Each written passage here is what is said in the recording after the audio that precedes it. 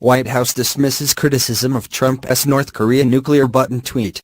The White House on Wednesday dismissed criticism of President Trump's taunt that his nuclear button is larger and more effective than North Korea's arsenal, arguing he will respond strongly to provocations from Pyongyang rather than cower down.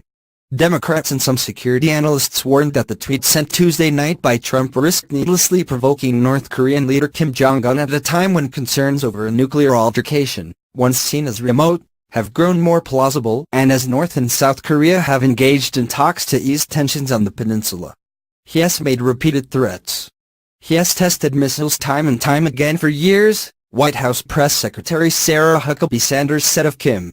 This is a president who is not going to cower down and is not going to be weak and is going to make sure he does what he has promised to do, and that is stand up and protect the American people. Trump's tweet Tuesday was highly unusual for its open reference to the vast U.S. nuclear arsenal at Trump's disposal and its playground illusion critics said puerile to the size and power of Trump's war-fighting abilities. North Korean leader Kim Jong Un just stated that the nuclear button is on his desk at all times, Trump tweeted.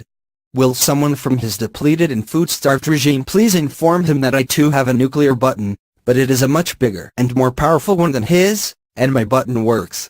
Trump was responding to a New Year's message from Kim that included an offer to talk with his enemy South Korea, a U.S. ally, and a threat that he has a nuclear button on his desk and could threaten the United States. Democrats were quick to condemn Trump's tweet and called on him to stop ratcheting up tensions with the rogue nation. A nuclear conflict on the Korean peninsula would be a catastrophe, leading to the deaths of potentially millions of people, including American service members and families stationed there, Senator Edward J. Markey, D-Mass. said in a statement, adding that the tweet borders on presidential malpractice. We cannot let this war of words result in an actual war, Markey said. Senate Minority Leader Charles E. Schumer, D-N.Y. said Wednesday that Trump's recent Twitter outbursts presented a very poor representation of the United States and may represent a new low point. The North Korea threat came on top of Trump tweets over the past few days levying threats of cutting aid to Palestinians in Pakistan, as well as tweets taking credit for civilian aviation safety, attacking the press and suggesting an aide to his Democratic former rival Hillary Clinton should be jailed. President Trump's foreign policy by tweet is doing serious damage to the country, Schumer said in an address on the Senate floor. Where we have serious issues to address abroad, President Trump seems happy with macho boasts and belligerent threats that get us nowhere.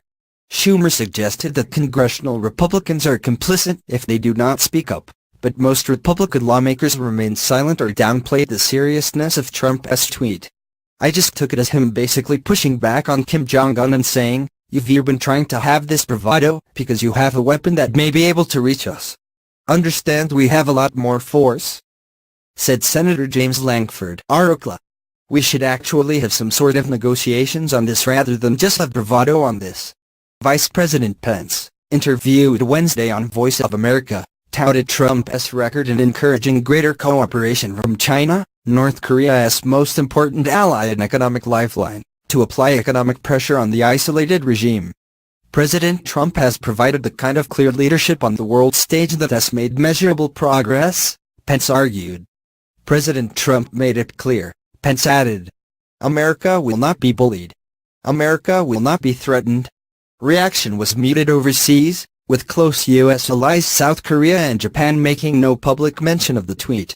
A senior State Department official said Secretary of State Rex Tillerson had a routine diplomatic phone conversation with his South Korean counterpart late Tuesday. Diplomacy remains our preferred approach. That has not changed, the official said. But we recognize that diplomacy has to be backed up by credible force. South Korea and North Korea held their own call hours after Trump's message, the first such use of a cross-border hotline in 2 years. The State Department official, who requested anonymity to discuss sensitive diplomacy, welcomed the contact, perhaps as a means to ease tension ahead of South Korea's hosting of the Winter Olympics in a few weeks. The North Korean offer of some kind of talks with Seoul has been widely interpreted as a play to drive a wedge between the United States and the new, less hawkish South Korean government. We are in close contact with South Korea, the official said.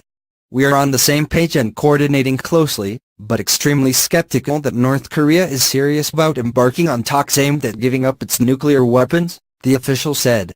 Some foreign policy analysts and Trump critics said Trump's tweet raised questions about whether he is creating a foreign policy crisis and about his fitness for the job. If there are any adults at the WH, please disable the @RealDonaldTrump smartphone immediately, tweeted Daryl G. Kimball, executive director of the nonprofit Arms Control Association.